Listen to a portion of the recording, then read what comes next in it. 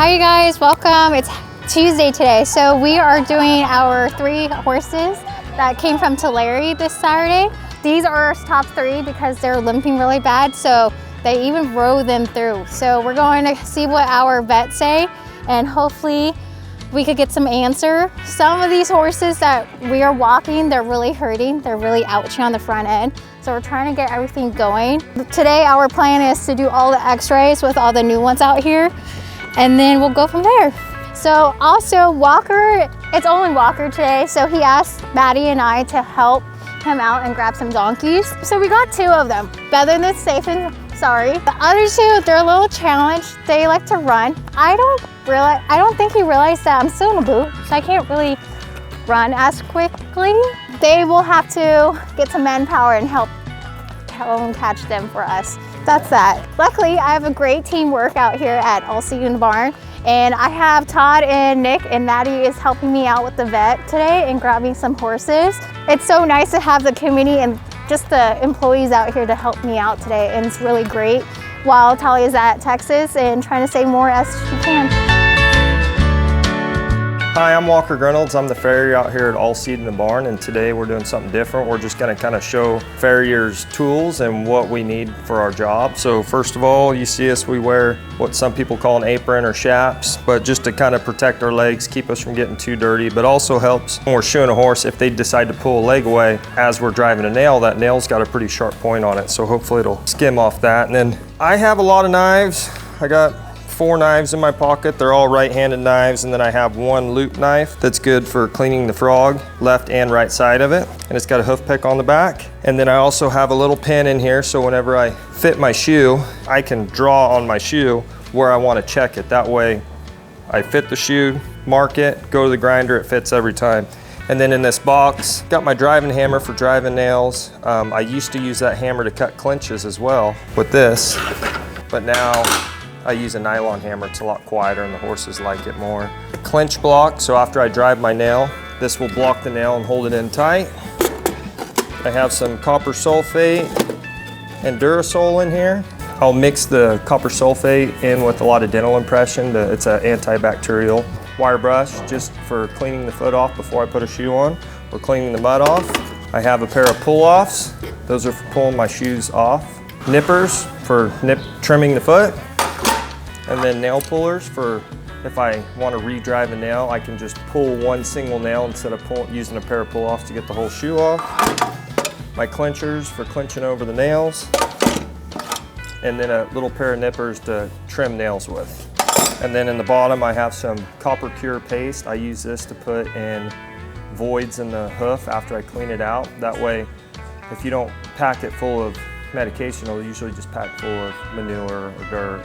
So I'm gonna pack it full of medication. My rasp, and I have 2 different rasps in my box. This is a really smooth finishing rasp with an aggressive side, and this rasp over here is a little more coarse. So I'll usually use this rasp first and then smooth it up with that. And then over here I have a hind foot stand to hold the back feet up for me. And then this stand right here is for pulling the foot forward onto whenever I'm rounding them up or finishing them. So, and this is another box for a helper. And then me, I like the magnets. The magnets on these stands I don't love because whenever you're rasping on a horseshoe, you get tiny little slivers and they land on here. So I really don't like to put my tools on these magnets. But this magnet right here is probably my favorite one on the back of my hammer. That way, in case whenever I wring a nail off, if it falls and hits the ground, instead of reaching over and try to pick it up, I can just pick it up like that. So that's probably the coolest magnet I got. Good morning. We're here this morning and the truck's here spraying water, and we're getting the arena all loosened up and using the equipment that we have to kind of soften the arena. And the benefits of spraying the water and softening the arena are dust control, and then it's easier on the horses and softer, better ground. It's just softer ground and better footing, so they get a better traction and they're less likely to get injuries. Good morning, I'm Dr. Lucas here at All Seated in a Barn. I was asked today to share some insights, and one thing I'd really like to share with you is the importance of making sure your horse is hydrated in this wonderful weather. So I know we think about it in the summertime, we need to think about it in the wintertime as well, but the biggest thing in the summertime, make sure they're drinking adequately. You see any signs of colic, make sure you have a good relationship with your veterinarian, have something like Banamine or anything like that on hand. But make sure you reach out to them, let them know what signs you're seeing, and if you have any questions, that's the best tool to use. Contact your veterinarian. AAEP.org is a really good site to go on as well, instead of asking Dr. Google. That's all peer reviewed. So hopefully that'll help you, and if you guys have any questions, you can look me up, Dr. Lucas here at All Seated in the Barn.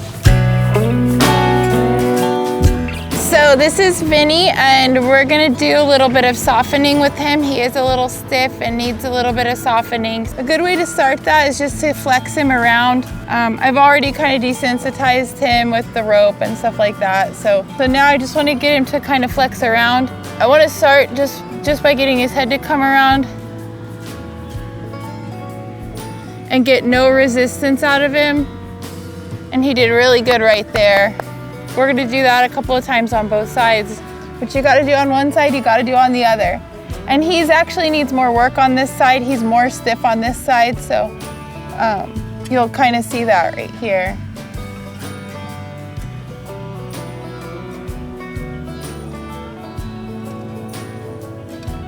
Good boy.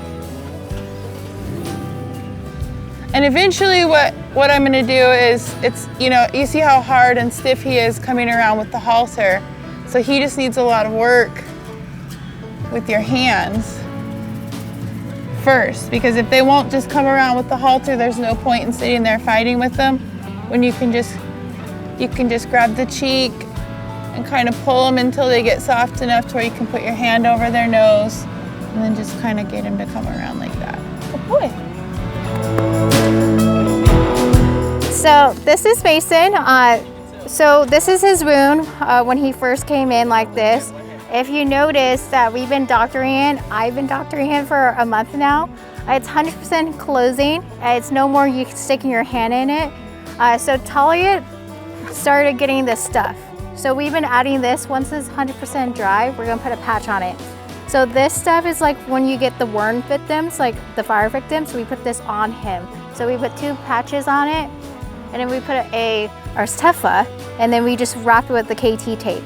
So it's 100% closing, no eggs, no flies or anything. He is a little with happy juice just because he will get you, and we don't want that. I've been trying to doctor him every other day. He's inside the main barn for a reason, not just cause. And then luckily I have Todd who came out here and helped me put a halter on, which was great. And it took a little while, but you know, that's the point with good teamwork out here, so. Hi, I'm Debbie. I'm a volunteer out here, and this is Wilson, sweet old man Wilson, and I am going to clean his pen because I am the only one out here today, and I think we have 14, 16 pens, and it's going to be 103, and I'm the only one out here. I love the quiet. I love being alone. I love when it's quiet out here because we're in the back of All Seated, and it's very shady and very quiet, and that's like my happy place. This is where I hang out the most, is back here with all these beautiful horses. I've been volunteering for 3 years. I think 3 years this September. And it is my happy place. I think a lot of us would say that though, but it is. I look forward to coming out here. I only get to come out 2 days a week, so when I get to come out, it makes me happy. Guys are doing shavings. So all the pens out here in the main barn, we'll give them a list of things, who needs redo shavings or just help with the footing. So there is a lot. And it's Wednesday, so a lot of people, we have 5 guys on today, which dig out and add shavings and add bedding pellets. Even though it's still summer, we still want to make sure some of these horses get good footing. Some of the other horses in here, they like to pee a lot, so that's also not the best for their hooves, but it is what it is. Last weekend on Saturday, Talia and I went to a local auction in Tulare. My experience there is great community, good people. We knew our goal is to save at least 10 horses. When we did our walk around, we just, see what needs our help. And it's so nice because we just do a walkthrough, and then if we notice that they're lame, then we'll put them on our list. There is some situations that we did have to save one that wasn't on our list, but we didn't know how bad he was. So it was like a 50-50 risk, like, all right, he needs to be on our list. Like, we want to make good for him and like save him so we could get him on the list for the vet. Other than that, I think it's just like interception as well before going to buoy. And it's also great too because the people out there is such a good community, and then just helping all the horses instead of going 20 hours of Texas, and we want to save that for them. It's just sad because like I just wish people could just do something for their horses versus like taking to the auction. It's just like it's confusing because like in my heart it's just like it hurts every time, and I'm just disappointed. Like, I get it, a lot of people just have to do it just to pay bills and all that, but like these are your horses. Don't you think it's right for you to do something versus selling it to the auction or going further down? I'm just disappointed. That's really I am. Once we got these horses, I was a little excited just to do something good and bring them here at All Seed and Barn and take care of them. So like Talia also gets a lot of owner surrenders out here. If people can't have their horses back, they contact Talia to see if we could bring them in, which we would. It's just going to take a process because our horses were full right now. But we want to do something that's right for their owner and then right for their horses to get better care for them. The game plan is I'm just gonna do a little lunging with him. He's usually kind of a nervous horse who has trouble reading your energy, so free lunging is a great way to get him to start reading my energy a little better. But I don't just want to bring him in here and turn him loose to start running automatically. I want to kind of teach him in a slow, gradual way that he's like relaxed about. I like to come in here and just start kind of like we were doing yesterday with the desensitizing and the flexing. And he's a little bit nervous, so it's gonna take him a minute, to kind of relax and be okay with this. But this is all part of him reading my energy. Because if he sees me throw my hands up or throw the rope around, he automatically is thinking he needs to run. So we're just kind of desensitizing him, getting him used to reading my energy a little better. And I just prefer to do this instead of turning him loose and chasing him around because it just kind of gives a better starting point. Gets in the mentally for them. I guess a better connection. So now that he's done that, I'm just gonna send him out on a little walk. So he's done this a couple of times, so he kind of knows the deal.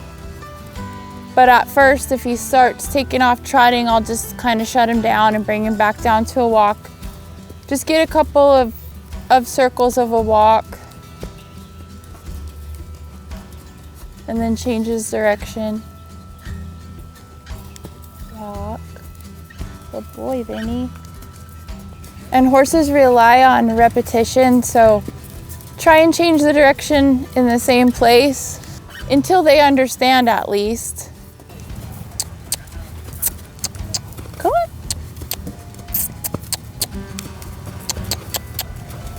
Good boy. And he's working on getting a lot softer. He would bolt off at first. He still lacks a little confidence. He's guarded. Right now he's licking his lips, which is a good sign that he's kind of relaxing. He's keeping his ear on me. So he is connected with me, but he just lacks a little bit of confidence. See right there, that's where he's not reading the energy correctly, and he's just getting a little nervous and anxious. And repetition with this is how he'll kind of relax and, ooh, good boy, Vinny. So now I'm gonna kind of just let him choose his own direction. And now I'm gonna wanna get his energy out. If he has any head shaking, any jumping around, any excess energy to get out, this is when he can do that.